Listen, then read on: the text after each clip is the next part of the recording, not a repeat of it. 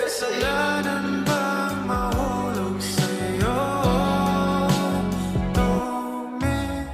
Pekwa, ingat ka sa biyahe mo ah. Maraming salamat. Ingat din kayo dito.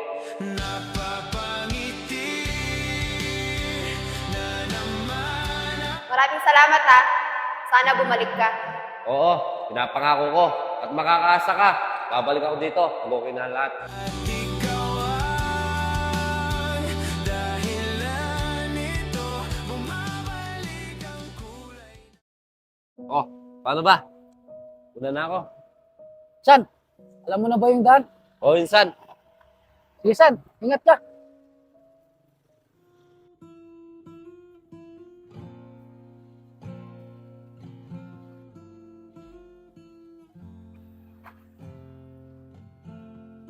Pre, huwag ka nang malungkot.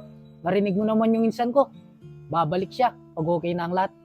Pero bakit ganun pre? Kung kailan nagbabago na ako, dun pa siya umalis. Ano pre? Anong ibig sabihin ng nagbago pre? Pre, ay Pekwa ko lang kasi naramdaman yung ganitong pakiramdam. Na ano pre? Di kita maintindihan pre. Mukhang nagising niya yung puso kong babae pre. Yan na nga ba yung sinasabi ko pre? Hayaan mo pre, pag minsan, pasyalan natin siya. Sige pre, hindi na ako makapaghintay. Mga pre, nakausap ko na yung mga kamag-anak ko sa probinsya. Anytime daw, pwede tayong pumunta doon. Oh, yun naman pala pre. Ano pang ginagawa mo? Set nyo na. Para makapunta na tayo doon pre. Para makasama natin si Pekwa. Nakakamiss din kasi yun. Kayo pre, anong desisyon nyo? Kailan nyo gusto pumunta doon? Ako pre, anytime. Pwede naman ako. Ewan ko lang dito. O ikaw pre, kailan mo gusto pumunta doon? Kahit ako'y titibok-tibok, puso ko ay titibok-tibok. Di ba sinabi ko na sa'yo? Gagawin ko lahat. Para sa'yo. Pinapangako ko.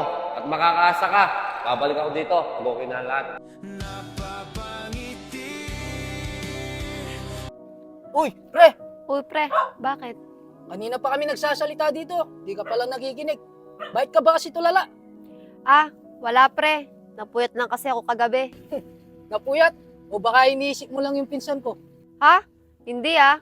Bakit ko naman iisipin yun? Kunwari ka pa pre. Kitang-kita naman sa mga mata mo eh. Di naman talaga pre. Napuyat lang talaga ako. O sige na nga. Nga pala, kailan mo gustong pumunta kina Pekwa? Nakausap ko na yung mga kamag-anak ko doon.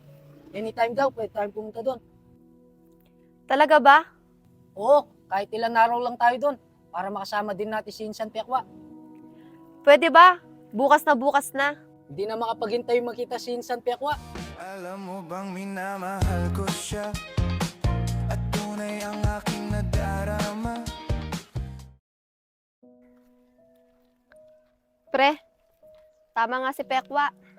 Napakaganda dito. Napakapayapa. Malayo sa gulo. Hindi katulad dun sa atin, bawat kanto. May kaaway. Oo pre, maganda talaga dito. Minsan na nga akong tumira dito eh. Gustong gusto ko. Kaso, kailangan lang talagang umuwi para sa pag-aaral. Kung ako ang papipiliin, mas gusto ko pang tumira dito. Gustong gusto mo talagang tumira dito pre. Kasi nandyan yung insan ko eh. Yan ka na naman eh. Ito, nandito na tayo. Wait lang, tatawagin ko siya. Saan? Saan Pekwa? Sino po sila? Pasensya na po. Nandyan po ba si Pekwa? Nako, wala pa nga siya eh. Kanina ko pa siya hinihintay. Baka nangangawi yun. Ah, ganun ba? Mga pre, hintayin na lang natin siya. Pre, asawa ba ni Pekwa yan? Hindi ko nga alam pre. Hindi ko nga siya kilala. Mukhang asawa niya pre. Silang dalawa lang dito eh. Hindi pa natin alam pre. Huwag mo magselos. Hindi naman ako nagsiselos. Ano ka ba naman? Maupo muna kayo, abang wala pa si Pekwa. Sige, salamat. Tara pre, pumuna tayo habang hinihintay natin si Pekwa.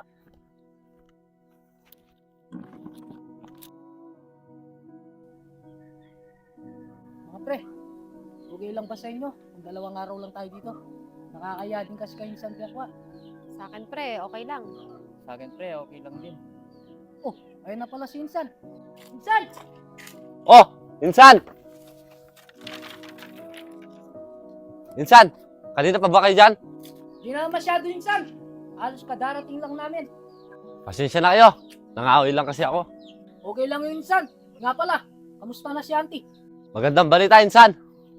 Okay na si Mama. Kaso ngayon, nasa bayan siya. Nagpapalakas na lang. Magandang balita nga yan, Insan. Pasensya ka na kung biglaan yung pagpunta namin dito. Okay lang yon. Namiss ko din naman kayo eh. Lalo na si Jamie. Araw-gabi, nasa isip ka. Joke lang. Ito naman, di mabiro. Tsaka nga pala, kumain na ba kayo?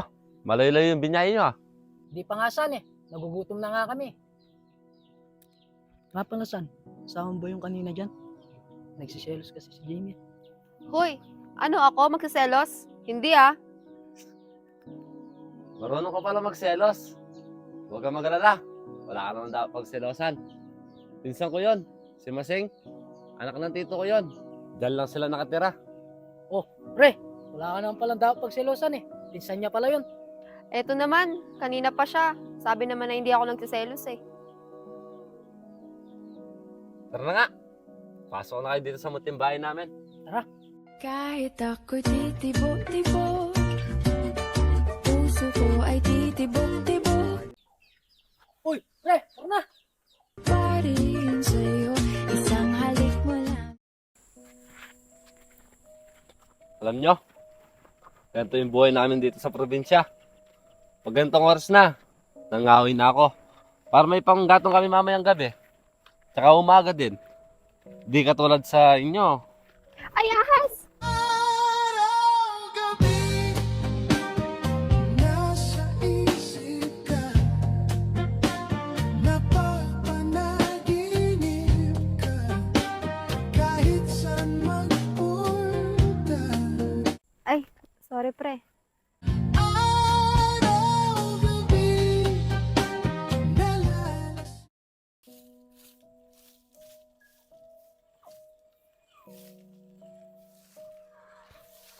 Pekwa. Oh.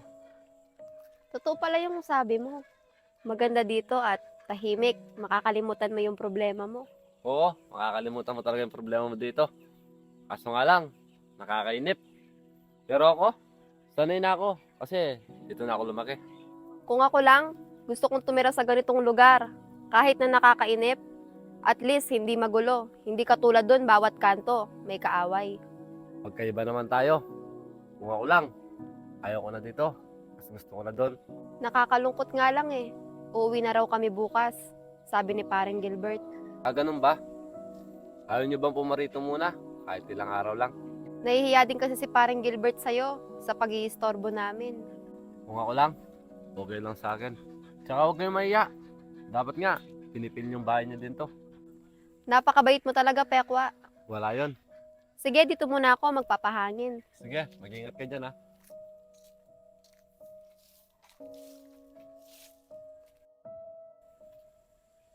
Oh, parang Jamie. Anong ginagawa mo dyan? Tara, kain na tayo doon. Nakapag na yung pagkain.